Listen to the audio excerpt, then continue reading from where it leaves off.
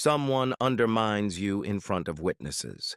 They dismiss your words, interrupt mid-sentence, smile like you're irrelevant, and instantly, your body demands war.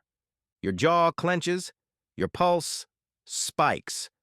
You're caught between two humiliations: lash back and look equally small, or stay silent and appear weak. But there's a third path, and the Stoics perfected it. Marcus Aurelius faced senators who tried to diminish him publicly. Epictetus endured mockery and contempt. Seneca navigated rooms full of egos hunting for his weakness. None won by being louder. They won by becoming unreachable. Today, I'm giving you 7 Stoic weapons to dismantle disrespect without insults, without begging for respect, and without losing your dignity. Weapon 4 works instantly when someone provokes you in public, and most never see it coming. Because here's the truth. Rude people don't want dialogue. They want reaction. They want you to abandon your center so they can feel powerful for a moment. The instant you react on autopilot, you surrender control. The Stoic approach is different. Not passive, not aggressive, precise. Epictetus said, "Men are disturbed not by things, but by the views which they take of them." Translation: the disrespectful comment isn't your problem. Your reflex to treat it as a threat is the problem. Change that reflex, and their words lose oxygen. Let's forge this into a skill you can deploy today. Weapon 1. The pause that forces regret. First weapon is simple. That's why it works. When someone disrespects you, do not respond immediately. Pause for 3 to 5 seconds. Look at them calmly, not with disgust, not with fury, just steady presence. Let the silence exist like a mirror. Disrespect expects speed. The rude person throws a strike and waits for your flinch. They want you to rush, defend, explain. Attack back. When you pause, you shatter their script. Silence forces everyone to register what just happened, including them. Most can't handle the space they created. They'll start talking again to fill IT. They'll backpedal, they'll clarify, or they'll escalate and reveal themselves even more. Either way, you win because you didn't lose control. Here's the application. The moment they say something disrespectful, count to 3 internally. Keep your face neutral. Keep your shoulders relaxed. Maintain eye contact just long enough to make the moment real. Then respond only if necessary. And when you do, speak slower than normal. Marcus Aurelius wrote about protecting the mind the way a fortress protects its gates. The pause is you closing the gate, telling yourself nothing enters without my permission. Weapon 2. Agree with absurd exaggeration. This disarms attacks without igniting conflict. When someone attempts to insult you, agree. But with such obvious exaggeration, the attack collapses. They say, "You're consistently late." You say calmly, "Absolutely correct. I've never arrived on time to anything in my entire existence." No smile, no drama, just calm. The point isn't sarcasm. The point is removing resistance. Their insult requires friction. It needs you to argue so they can keep pushing. But if you agree without defensiveness, you eliminate the game. Epictetus taught, "If any be unhappy, let him remember that he is unhappy by reason of himself alone." When you respond like this, you're communicating. Your opinion is not a weapon in my world. Deploy it when the attack is petty, the setting is public. You don't want to reward them with debate. Keep it short, 1 line, then advance. Weapon 3. Force them to explain themselves. Passive-aggressive disrespect survives in FOG. This weapon demands clarity, and fog hates clarity. When someone makes a joke that's really an attack, ask them to explain it. Neutral tone, curious expression, simple words. "What do you mean by that?" Can you clarify what you're implying? I don't follow. What's the point? Do not accuse. Do not sound offended. Just request meaning. Now they're trapped by their own behavior. If they explain honestly, they admit the disrespect. If they refuse, they admit it was empty. Seneca used questions to expose weak arguments because questions don't fight. You don't appear emotional, you appear intelligent. And rude people hate looking foolish more than they love being rude. This is especially powerful in groups. Everyone hears the question. Everyone watches the rude person scramble. And the best part, you didn't attack. You just asked for clarity. Now we're approaching the instant method, the one that works when they provoke you publicly. But before that, understand this. Most people think confidence means having the perfect comeback. It doesn't. Confidence is staying centered while someone else loses theirs. Before we continue, this is where most people quit. If you're still here, you're different.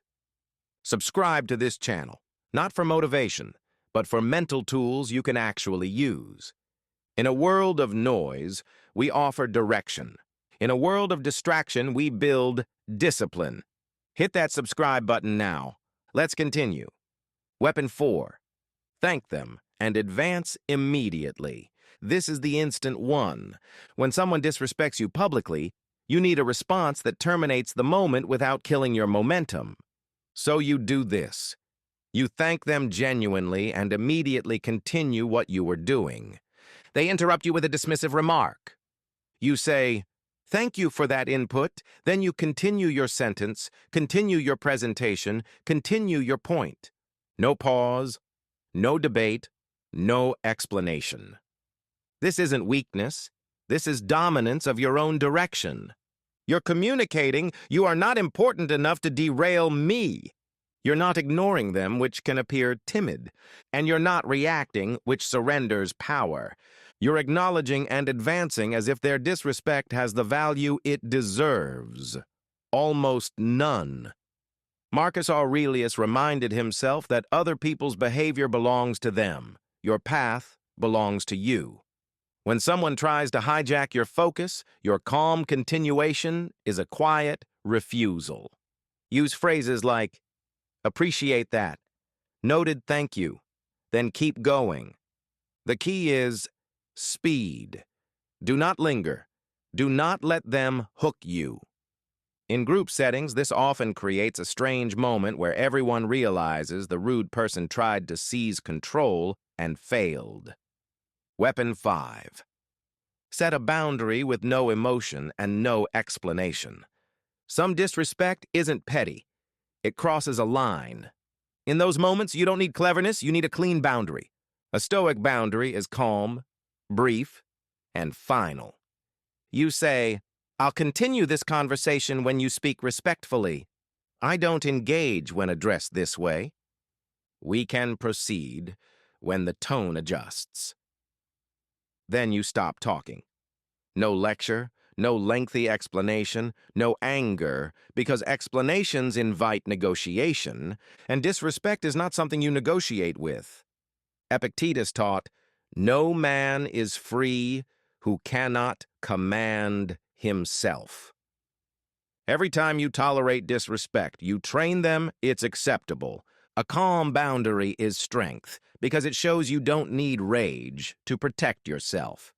You guard your dignity the way you lock your door at night, quietly, automatically, without apology. The rule is simple. State it once, then enforce it calmly. If they adjust, conversation continues. If they don't, you disengage. Either way, you keep your dignity. Weapon 6. Respond to the need behind the disrespect. Here's a deeper weapon most miss. Sometimes the disrespect isn't about you at all. It's about stress, fear, insecurity, loss of control.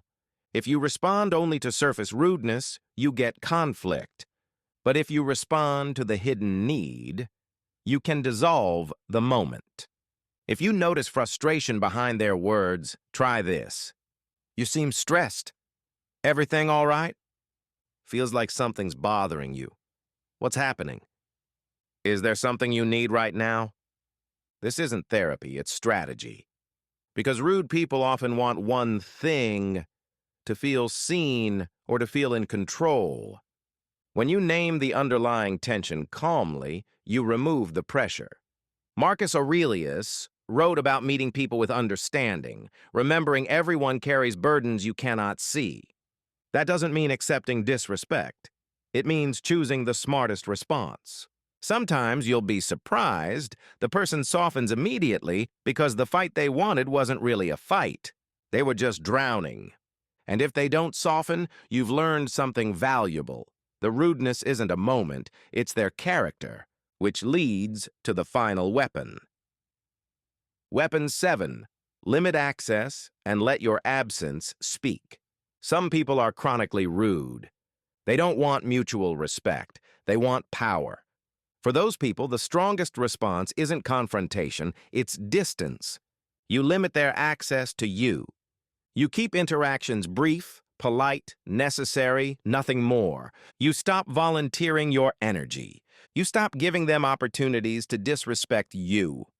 And if they ask why you've become distant, you respond calmly. I've noticed our interactions aren't respectful, so I'm choosing to invest less time in them. That's IT.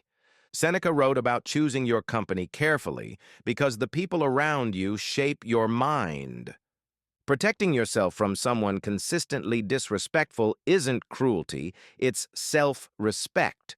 Your energy is finite. Spend it where it's honored. Let's bring it together. These 7 Stoic weapons aren't about winning arguments. They're about keeping your dignity and peace regardless of how others behave. You can't control someone else's rudeness, but you can control whether it enters your mind, hijacks your emotions, and steals your composure. The pause, the exaggerated agreement, the request for clarity, the instant thank you and continuation, the calm boundary, responding to the hidden need, and finally, limiting access. This is Stoic power, the ability to remain steady while someone else reveals they can't. So here's my question for you. Which weapon do you need most right now? 1, 4, or 7? What kind of disrespectful situation are you facing? Answer in the comments. Subscribe to Silent Forge. Your life improves when you train this because calm is not a personality trait. It's a practice. Stay stoic, stay steady, stay dignified. Your peace is not negotiable.